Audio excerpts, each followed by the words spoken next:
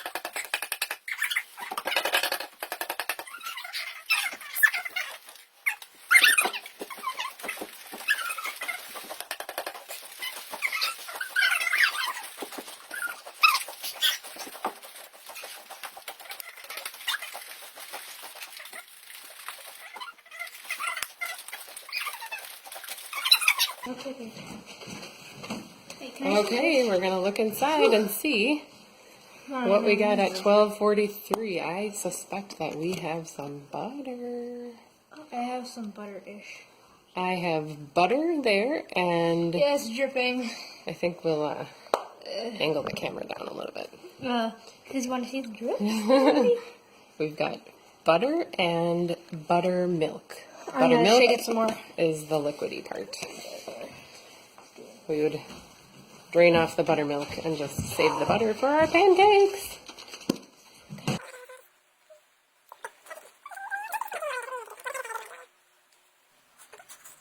Hi! Welcome to episode 5 of the Fireside Storytime chat hosted by the Sheboygan County Historical Society and Museum. My name is Angie Hullen. I'm the Education Program Developer at the museum. These are my helpers, my son Jory, and of course his pal Turkey. Hi everybody. And my son Adlai and his pal Blue Jay. Hello. Before we begin reading our story today, we want to give some shout outs to some special people who are watching. So who do you want to say hi to today? Hi Eli and Simeon. Hi Graham. Hi, Martin and Elizabeth. Hi, Raymond and Lily. Hi, Bella and Luke. Hi, Calvin, Anya, and Caroline. Hi, Oscar, Damien, and Agnes. Hi, Anakin, Owen, F, Eric, and Zoe. Hi, Austin and Parker. Hi, Lotus, Patchouli, Yarrow, and Hayes. Hi, Ellie, and hi, Quinn. Hi, Bethany, and hi, Camden. Hi, Elise. Hi, Caitlin and Amy. Hi, Saria. Hi, Isaac and Roman. Hi, Carter. Hi, Garrett, Austin, and Sophia. Hi, Benji and Andrew. Hi, Kirsten. Hi, Eric and Chance. Hi, Amelia. Thank you all for joining us today. We are excited to be reading a story by Eric Carle. The story is called Pancakes, Pancakes. And Eric Carle not only wrote the words, he also made the illustrations. Is that making you hungry, Turkey? Definitely. Yeah. Who here likes pancakes? Me. I know I do. And the character in the story likes pancakes too, but as he finds out, it is not so easy to just snap your fingers and have pancakes. So, we are reading Pancakes, Pancakes today with permission from the publisher, Scholastic. Thank you to Scholastic for giving us permission. Pancakes, Pancakes by Eric Carle. He wrote the words and he drew the pictures. So he's the author and the illustrator.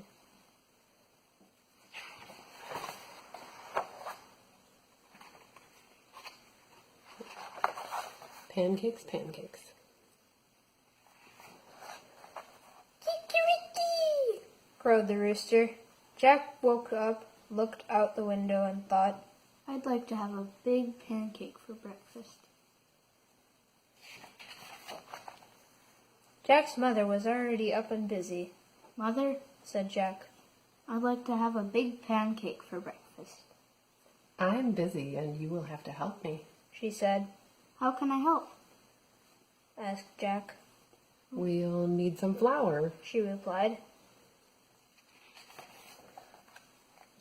Take a sickle and cut as much wheat as the donkey can carry.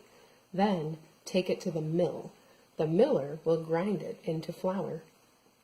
When Jack had cut enough wheat, he put it on the donkey's back and took it to the miller. There's the mill. Can you grind this wheat for me? He asked. I need it for a big pancake. First we must separate the grain from the chaff, said the miller. He gave Jack a flail and spread the wheat onto the ground. The miller took another flail, and began to beat the wheat with it. Jack helped with the threshing, and soon there was a big pile of straw and a chaff and a small pile of grain. The miller poured the grain onto a large flat stone. On top of it was a round millstone connected to the waterwheel on the outside. The waterwheel turned round and round, turning the millstone and round too, to grind the grain into flour. At last the miller handed Jack a bag of flour. Here's the flour, shouted Jack. Let's make a pancake. But his mother said, Now we need an egg. Jack went to the black hen and fed her some grain that had slipped into his pocket while he had been threshing. Cluck, cluck, said the black hen and went inside the hen house. Then she said, cluck, cluck, once more and laid an egg.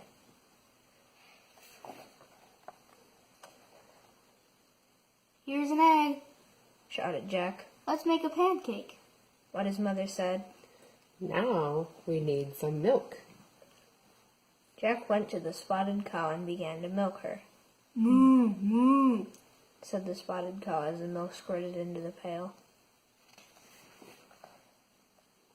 Here's the milk, shouted Jack. Let's make a pancake. But his mother said, We need some butter. Jack got the butter churn and held it in between his knees. His mother scooped the cream from the top of the milk and put it into the butter churn. Jack pushed the churn handle up and down, up and down. Finally, the cream turned into butter. Here's the butter, shouted Jack. Let's make a pancake. But his mother said, We need to build a fire. Jack went to the woodshed and brought some firewood. Here's the firewood, shouted Jack. Let's make a pancake, what his mother said. Wouldn't you like to have something sweet on your pancake? So Jack went down to the cool cellar and pulled a jar of strawberry jam from one of the shelves. Here's the strawberry jam, shouted Jack. Let's make a pancake. In the kitchen, Jack's mother had filled the table with The flour, the egg, the milk, the butter. There was also a mixing bowl, a cup, a wooden spoon, a ladle, a frying pan, a plate, a knife, fork, and spoon, and a jar of strawberry jam.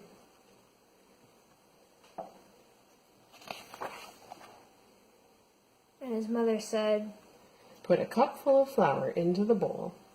Break an egg into the flour and stir. Pour a cupful of milk over the flour and egg and stir again until the batter is smooth and without lumps. Jack's mother heated the frying pan over the fire and added a piece of butter. The butter melted fast. Then she said to Jack, Now pour a ladleful of batter into the hot pan. After a minute or two, she looked at the underside of the pancake. It was golden brown. Now watch, She said. I'll turn the pancake over. Ready? Ready, shouted Jack. Flip! Said his mother. Up and over went the pancake high into the air and landed right in the pan. In another minute or two, the pancake was crisp on the underside as well. Then she slipped the pancake from the frying pan onto the plate and spread some strawberry jam on it. And now, Jack, His mother started to say, but Jack said, Oh, Mama, I know what to do now. and that's the end.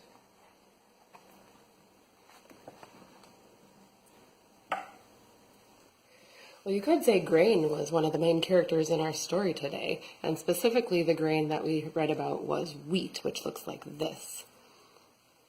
Okay, we see the pods that hold the wheat seeds in it, and then the chaff. Jory, can you show us what the stalks of wheat look like? This is one bunch of wheat. Move it back a little bit. They grow on very tall stalks out in the fields where the farmers grow wheat.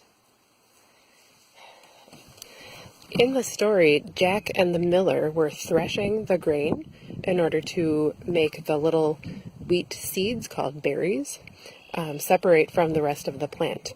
And in actuality, after the threshing, there is an additional step that the story did not describe. The next step after threshing is called winnowing, which means that all the little wheat seeds would be mixed in with the straw and the rest of the wheat plant.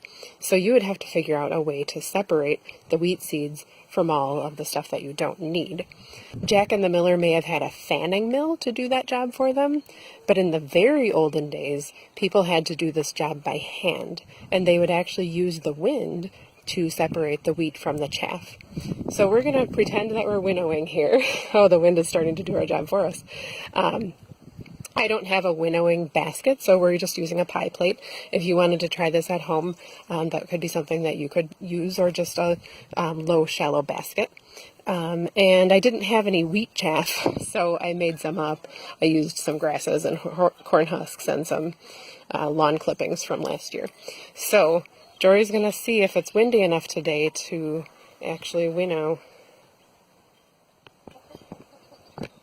Oh, come on. He dropped a little bit of the grain, but some of the chaff went with it. I'm going to try it again.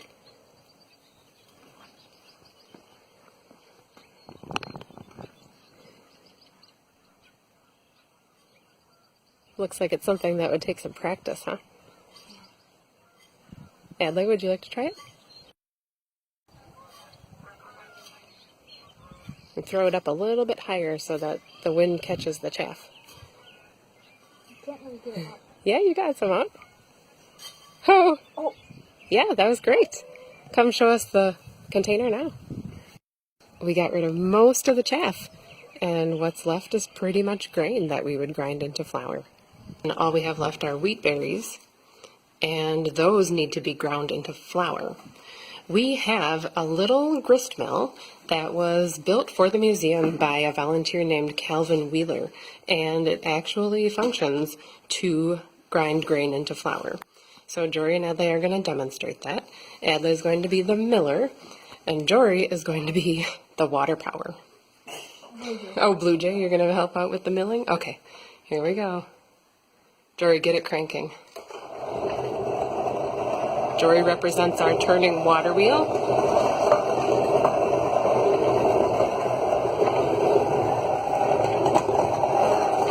See how the top stone is turning and the bottom stone is staying where it is. Every once in a while, you see a little bit of flour get swept into the drawer at the bottom.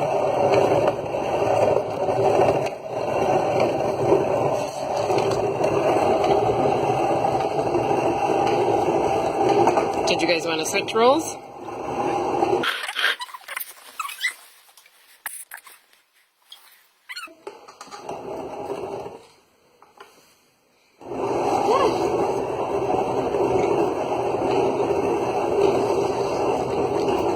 Can you guys feel the floor shaking under you? Yeah. I feel it too. Okay, one more scoop.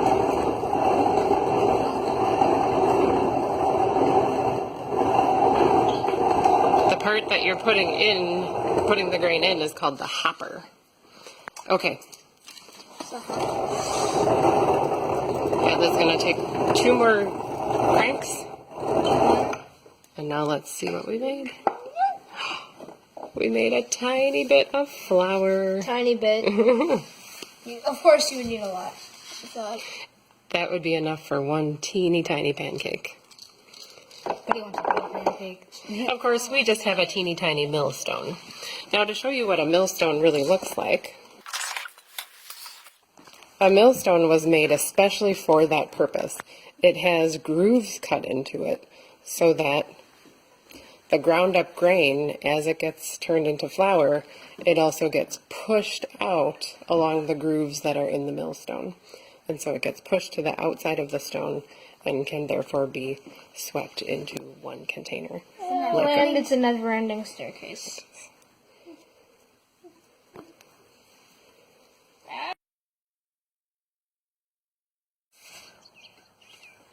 In the olden days, before there was electrical power, people had to use the power of a river in order to power their mills, such as a grist mill.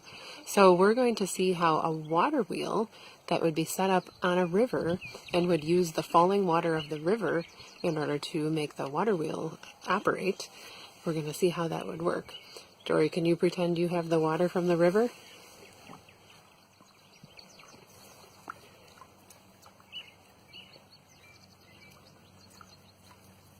So the weight of the falling water actually causes the water wheel to spin. And the spinning of the water wheel is what caused the millstone to turn inside the mill.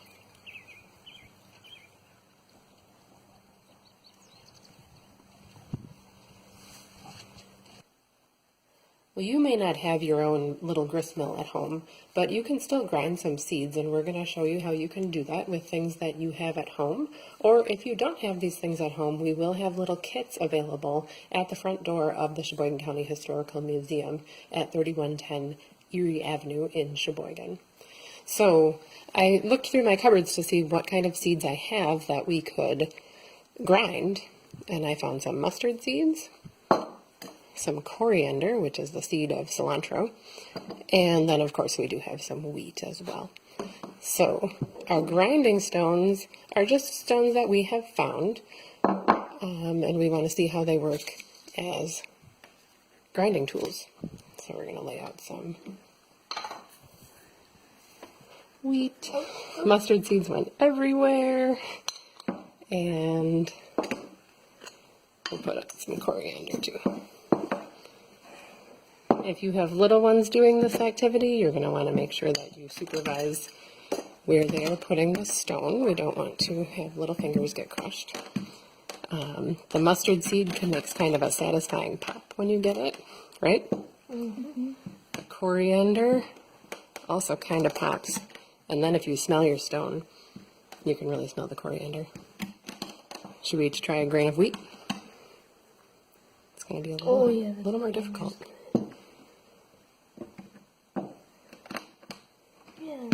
Oh. Did you grind yours up, Adley? No. I might change the position of my fingers to use the flat part of the stone.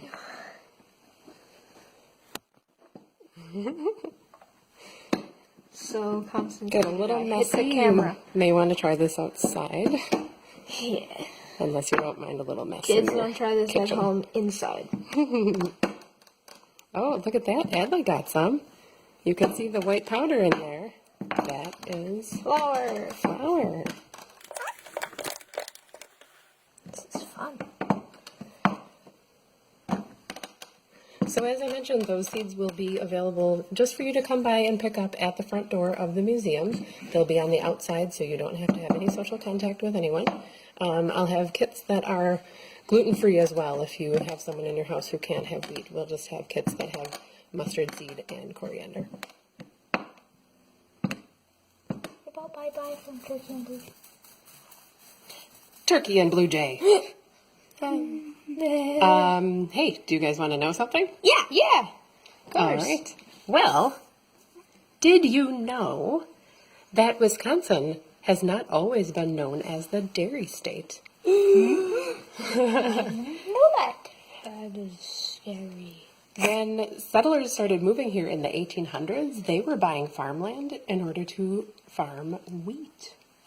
So wheat was the major main crop of Wisconsin in the 1830s, 1840s, and 1850s. Oh boy, I'd love to live on a farm. I bet you would. Wisconsin gradually turned over to the dairy state as a result of a number of circumstances related to the failure of the wheat crop and the suitability of the land in order to farm wheat. It became less suitable as time went on, and so farmers started to raise cows, and then the more and more cows they got, the more and more milk they got, and that milk turned into products such as cheese and Butter. that's our Did You Know? And now Did you guys know that? No, I didn't. And it turned into ice cream. And ice cream.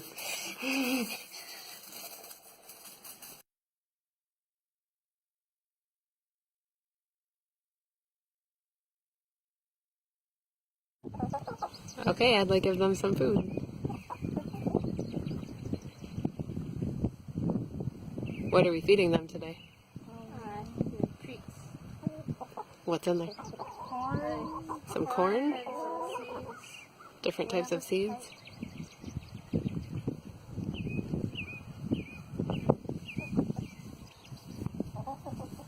Should we see if they laid any egg today?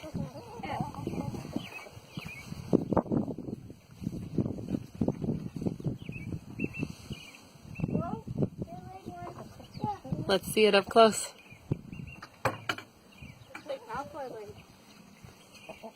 Oh, a beautiful blue egg. If we were going to make pancakes, that would be one of the main ingredients. Thank you for joining us for this episode of the Sheboygan County Historical Society's Children's Fireside Storytime Chat. Please join us next week, Friday at 3 o'clock for our next Storytime. We'll be reading a different story and discovering how stories relate to local history. We are signing off to go make some more of these. Do you guys know what to do? Yeah, we sure do, Mom. Pancakes. What? Oh no.